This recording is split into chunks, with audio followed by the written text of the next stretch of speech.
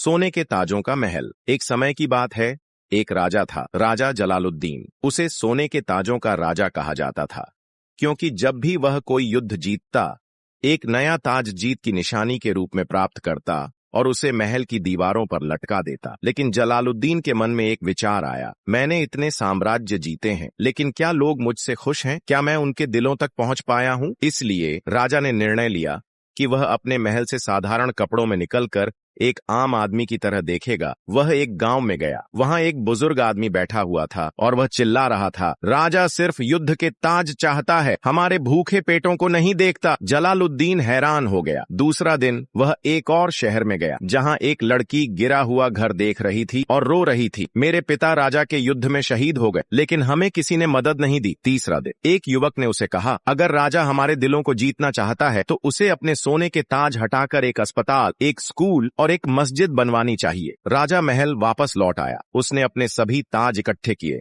सोने, चांदी और जवाहरात की सारी खजाना बाजार में भेज दी। सोने के ताजों का महल एक बड़े स्कूल, अस्पताल और सार्वजनिक आश्रय में बदल गया। लोग हैरान थे लेकिन खुश थे। उन्हें यह समझ में आ गया कि असली राजा वह नहीं है जो कीलों को जीतता है, बल्कि वह है जो दिलों को जीतता है। उस दिन के बाद जलालुद्दीन का नाम इतिहास के पन्नों पर युद्धों की वजह से नहीं, बल्कि दया, ज्ञान और न्याय की वजह से लिखा गया।